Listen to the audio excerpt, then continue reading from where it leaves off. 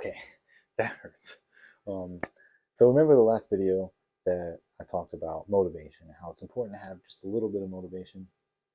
Well, this week I found this bad boy under my bed and I started to learn guitar again, right? Japanese songs that I really like. Figured, give it a go. Well, sometimes the face of motivation looks crazy and it also hurts. So I've got these big blisters on the end of my fingers right now. That was Kenshi Lemon. I'm trying to figure that one out. Also, I'm going through Dry Flower by Yuri. See if I can do it. It hurts so bad just to even type anything on the computer.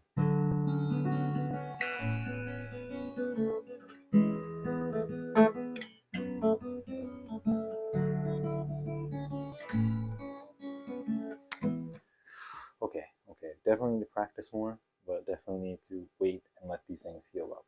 But the point is, you just need a little motivation. In this video, I'll go over the difference between hiragana, katakana, and kanji. And yes, kanji is absolutely scary, okay? But it's not just scary for you, it's scary for me. And a lot of Japanese people don't know all the kanjis out there. There's thousands of them. Kanji literally means Chinese character. Very difficult. You just have to look at it and recognize what it means. But before I do that, I'll use something a little bit familiar already to us to explain why hiragana and katakana is easier than learning English, right? So I'll start with English.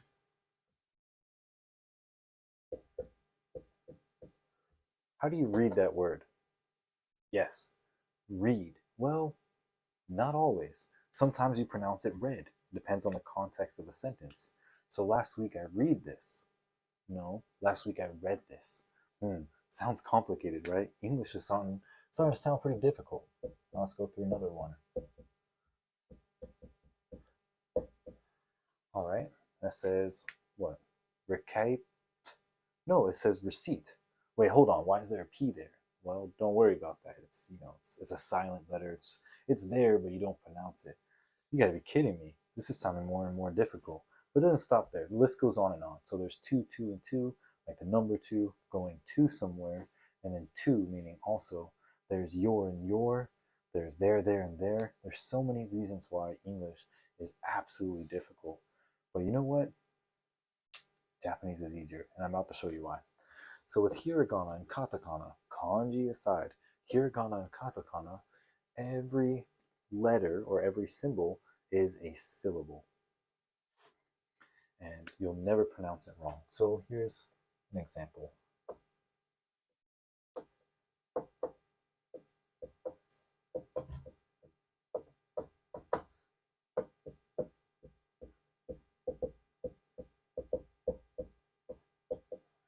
Okay, sloppily written, but it's there. This is cheeseburger. This is also cheeseburger. What? What do you mean? Well, every symbol is a syllable. This is hiragana and this is katakana.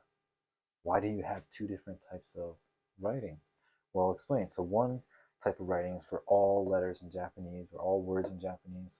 And if it's a word taken from another language, they use katakana for like cheeseburger, or what's another word? Pasta, or what about biru, which is beer, or if you know Spanish, pan, which means bread in Spanish, but also means bread in Japanese. So when you take a word from a different language, they write it in katakana. How do you remember which one's which? Well, you can see katakana is a lot more angular, right? It looks like, this is how I remember it, old movie Zorro with the black bandana around his eyes. He'd be like this, cha-cha, and he'd draw the Z. Well, that's kind of like what it looks like. It looks like someone takes a sword and cuts it, like Zorro. He katakanas it. So that's katakana with a sword, very angular. Unlike this, where it's kind of loopy and everything. It's just how I remember it. Like I said, I always try to have some kind of comedy or some unique way to remember things. So we're going to test you right now. If you'll be able to identify the difference between hiragana and katakana. So we'll use this.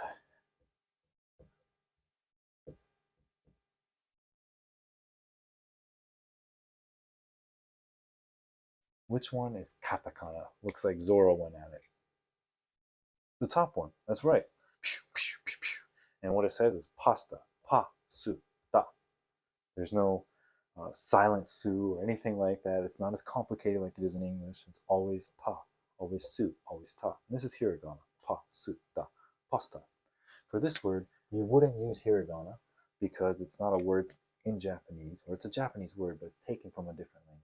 You would use katakana because it's taken from English, pasta, right? We'll give you one more, right?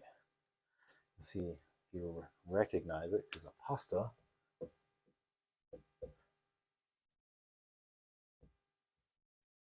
same one as in pasta, starts with pa.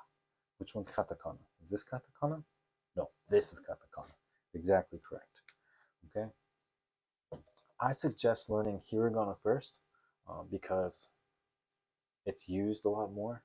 And then from there, you can learn katakana. And also in the Japanese textbooks, it'll start you off with hiragana and you'll slowly move up to katakana. Then finally, you'll start to get into kanji. Kanji is complicated. Kanji is crazy. And I'll show you why. Sometimes it's not even efficient to know kanji, really.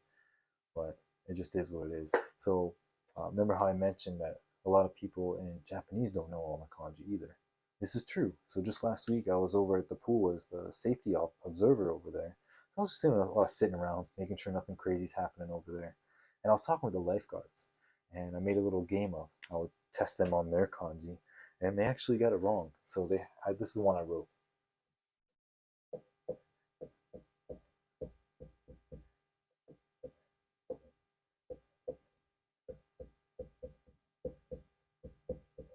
What is that? Well, they're like, aji? Hamo? No, it's not aji or hamo. It's Suzuki, so it's Japanese sea bass. But that's one that's not commonly used a lot. You can't just look at it and spell it out like in an English word where you can maybe onomatopoeia, you would say it wrong because it's a complicated English word. Onomatopoeia. No, you have to know what it means. And also if it's with something else, because this by itself is fish, which is sakana, but it doesn't even mean sakana, it's just a part of that kanji for Suzuki. So you're not alone when it comes to kanji being difficult. All right, let's get this board going. Where are we gonna go from here? I'd say let's look at an example of kanji being difficult and why I think it's inefficient. So we'll use this. First, a test.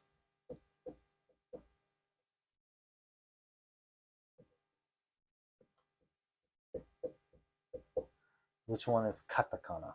And remember, katakana is Zoro coming through and cutting it. Yes, this. It's a lot more angular. And this is a word that means meeting in Japanese. But it's not taken from a different language, so we're going to use just regular old hiragana. Now, the kanji for kaigi is going to demonstrate how much difficult it is to know kanji and why it's so inefficient sometimes. So the kanji for kai is pretty simple, not all too difficult. Boom, kai. Now the kanji for gi is insane. So how many strokes does it take to write gi? 1, 2, 3, 4, 5, 6. So 5 or 6 depending if you connect these together or not. Sometimes it's connected. So let's call it 5. How many to write gi in kanji? This is insane. 1, 2, 3, 4, 5, 6, 7, 8, 9, 10, 11, 12, 13, 14, 15, 16, 17, 18, 19, 20. 20. That's just one kanji. That is insane and inefficient. So like I said, focus on hiragana and I'll teach you about that. I think in a different video because I'd like to stick with kanji a little bit because it's not all that scary. Once you learn hiragana and katakana, I just want to show you some kanji and why sometimes it's a little bit easier. For instance, we'll say this one's one of the simplest kanji. That's tree, ki, right? But what happens when you cut the tree down? A little line in there becomes a book, a horn. Here's another one, simple kanji. It means sun, right? Ki. But what about these two when it's together? So we know this is hon, and we know this is he. So what about when it's together, say these are written right next to each other together, it becomes honjitsu, like of the day, like honjitsu no soup, the soup of the day. And so it's jitsu. Oh, I was writing katakana, let's do the J. Or hiragana. Jitsu, right? Honjitsu. Or if it's the other way around, is it hihon? No, it's actually, now instead of he, it's pronounced jitsu. Nope, here it's pronounced ni. Nihon, which is Japan. So 3 different ways to pronounce that one kanji. Getting pretty complicated, right? It is, but you sort of get it as you go slowly. Just have a little bit of that motivation. Let's look at some other examples of some easy kanji. So this is a kanji means naka. And I'll write it in English because that's where we're at right now. Naka, center or middle, right? And here is a kanji for country. Kuni. So is it together nakakuni? No. It's actually chugoku, which means China. What? That is insane. It is insane. Kanji's insane. I told you that. Now I'm proving it to you. Here's another one. So let's take that tree. Let's add these up there. And that becomes rice. And then let's add this. What is that? Is it kuni? Is it yonekuni? No. It's beikoku, which means America. Weird. All right, I'm going off on a tangent. So I'd like to close it, and we'll go over hiragana. I'll teach you some hiragana, get you on a good start, and I'll talk about the associative learning method in another video. But before I go, actually, I'd like to teach you a few more kanji, something that you can use out in town that you're going to see everywhere, and also to keep you safe. So there's one right here. This is hito, or jin, right? America jin. I'm a person, American person. Or gaijin, a foreigner person. But it's hito, person. The way I remember it is I imagine there's arms and legs, and he's walking forward, right? Walking forward, because he's a person. Now, if you take that same one and you reverse it like that, it becomes to enter. Hairimasu, irimasu. So how do I remember that? Because they look so similar. Well, I walk forward, but when I'm about to enter somewhere, I do that backwards because I have style and it's cool. So I get to the entrance, turn around, slide backwards in. Seems funny, seems silly, but that's how I remember things, right? Walking forward because I'm a person, but when I go in somewhere and I enter, I'm going to do it backwards, right? And I'll quiz you on that in a little bit, so remember it. And another kanji to complete this will be this. What is that? It's a square. Yes, you're right, shikaku da. It is square, but it is also mouth, which is kuchi. So kuchi, square, is a mouth. Don't know why. It just is. And it's easy to remember. So what if we put this? Is that person or is that enter? Well, we're going backwards. And we all got style, right? We're gonna enter places in style. So walking backwards, it's enter. So this is enter, hairimasu, and kuchi. So enter mouth. What is that? Does that mean I'm taking something and eating it? No, it doesn't, okay? Because taimasu is completely different, right? But, sorry. But enter mouth is actually just an entrance. It's an iriguchi. Important, I'm teaching you that because I don't want you walking in an exit. I don't want you walking out of an entrance, right? So you can be a good patron here in Japan if you're stationed or you're visiting. And I'll show you exit as well. So exit, easy to remember too,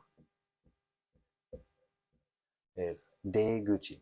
It's a mouth, but that's a person. And how I remember this one, always got to have some sort of comedy involved, is this person's been in there enough. He's leaving. He's out of here.